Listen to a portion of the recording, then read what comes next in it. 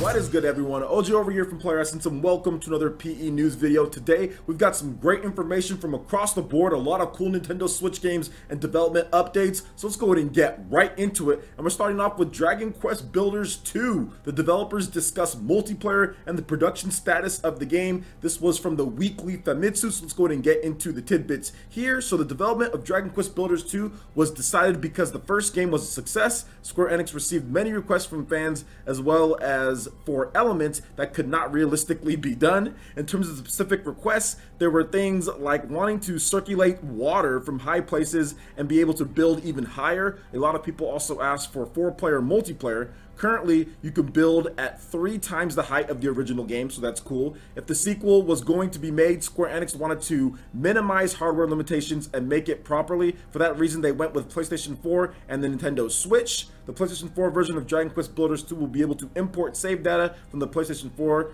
PlayStation 3, and PS Vita versions of Dragon Quest Builders. The Nintendo Switch version of Dragon Quest Builders 2 will be able to import data from the Switch version of the original Dragon Quest Builders, which is amazing, by the way. I've been playing that game quite a bit. Now, doing so will get you a special bonus, which is the same across all platforms. Now, while Square Enix currently cannot say much about the multiplayer, they are thinking about ways to make it more than just being able to play with others. They think they will be able to offer a playground of some sort. Production is currently a series of trial and error and doesn't feel like there is time to spare. It also mentioned that they are updating the game engine, and that's causing the game to take more time. And as for the story, nothing can be said at the moment outside of the fact that a traveling comrade slash boy named Malroth will appear. Many people associate Malroth with Dragon Quest 2, but you will not have to know anything about the story of Dragon Quest 2. Square Enix cannot currently say if Dragon Quest Builders 2 has a connection to the original game. However, it will be safe to play Dragon Quest Builders 2 without playing the original game. Now, Dragon Quest Builders 2 is in development for the PS4 and Nintendo Switch.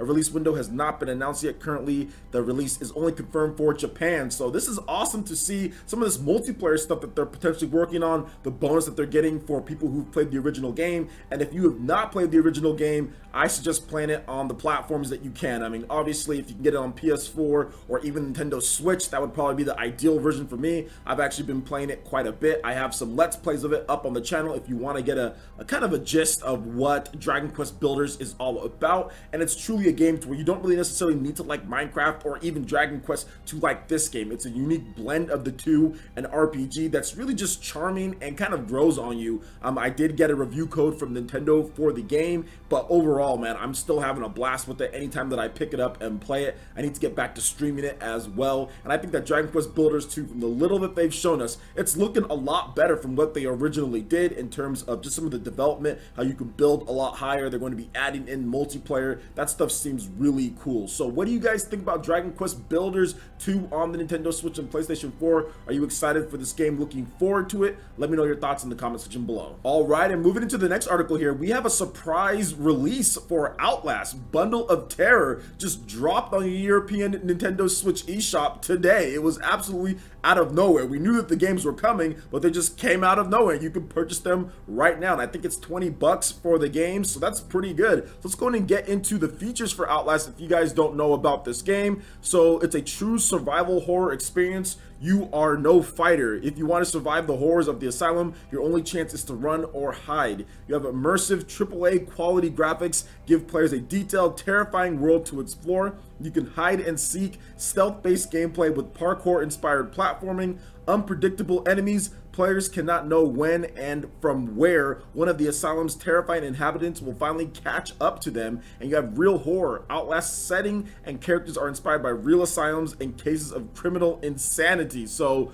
awesome stuff there in terms of the features and kind of where you're going. You play in the remote mountains of Colorado with this one. There's this massive asylum that you have to kind of get out of. There's all sorts of stuff going on with this game. I watched my boy Nintendo Ultra play this, and he just seemed very very jumpy when he played the game. And apparently there's a tons of other YouTubers who have played the game, and it's pretty scary from what I've seen. And overall, is it something that I'm interested in particularly? No, not really. I don't really like the type of games where there's no combat. You're kind kind of just running the whole time and hiding. I mean, that's not necessarily my style of game. I don't want to run and hide for a whole game. I mean, that's just ridiculous. But at the same time, I can understand why people will like this style of game. It is a scary, old school kind of throwback, but I'm just not into the whole, you know, type of just running and hiding and scary and don't know where they're coming from. Like, I want to have some combat in the games and stuff like that. I know like Silent Hill Shattered Memory or something like that on the Wii, that was like that style of game to where you pretty much run the whole time. I've never been a fan of that, but at the same time, it's cool that these games are coming over. A lot of people like the games on the PS4 and Xbox One and PC, so they're finally coming over to Nintendo Switch and in a good bundle package for a good price. So awesome stuff all around, man. So what do you guys think about Outlast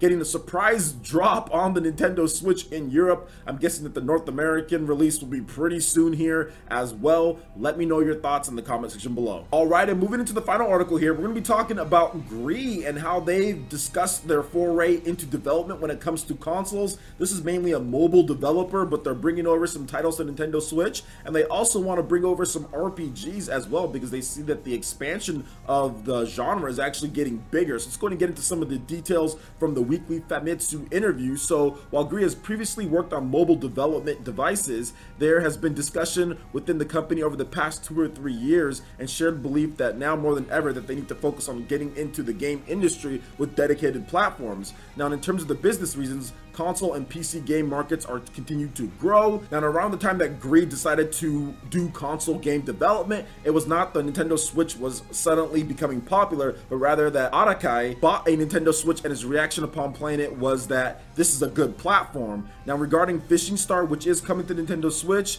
looking at the world of the fishing games is an invariably fixed scale market. Gree wants to release the fishing games on all platforms and has become the leading fishing game company, which is interesting. I don't think anybody's really making fishing games anymore. Now, while the mobile version of Fishing Star actually has microtransactions, the Nintendo Switch version will be a one-time purchase, and there's no plan to have the same business model going forward. They're just saying that this is what it is for this game. Gree also wants to simultaneously develop mobile versions, console versions, and anime adaptations of its IP in the future. Now, outside of Fishing Star, other preparations are advancing in terms of console games, but Akai, who's the president of the company, could not say anything in detail. As for the PlayStation 4, since Gree developed the Kairi Sen Million Arthur VR in collaboration with Square Enix, it has already built up know-how in that regard. They want to find an opportunity to develop for the platform in the future as well. Now, staffers are welcoming Gree's Nintendo Switch development with pleasure. They are happy to be able to develop for the Nintendo platform, which they are fans of. So good stuff across the board when it comes to Gree. I haven't played Fishing Star, but from what I've heard based on other people talking about it, it's a pretty good game, even with the microtransactions on mobile, and there just aren't really much fishing games out there on any platforms.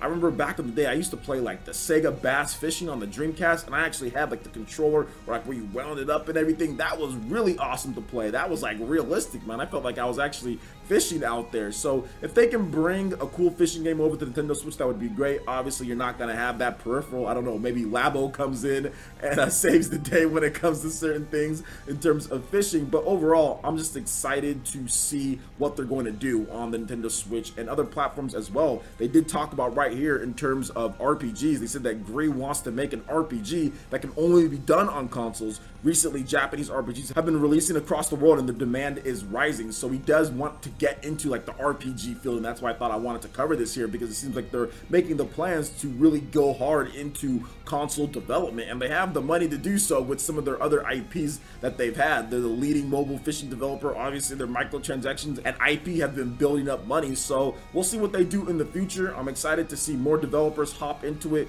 We started to see what's going down with Japanese developers. We also had Takaratami also get back into the fold when it comes to video game development with the Nintendo Switch and the Zoids franchise. So now we're having Gree get into this as well, man. So I can't wait to see more. Obviously, Gung Ho is another one of those mobile developers to where they might have something up their sleeve when it comes to the Nintendo Switch. They do Puzzle and Dragon Z, so I'm expecting some type of Puzzle and Dragon Z game to come over to Nintendo Switch at some point as well. So I'm happy to see these mobile developers get into development, and I think that we're going to see a lot more over the course of 2018 and of course in the future. So what do you guys think about Gree getting into console development, the Outlast Bundle dropping out of nowhere in Europe, and Dragon Quest Builders 2? Let me know your thoughts in the comment section below. Alright, Ninja, that wraps it up for this video here. Go ahead and check out the links in the description below. We've got Facebook, we've got Twitter. Go ahead and give us a like and a follow on our social media. Really helps us spread the content of Player Essence across the webs in addition to YouTube.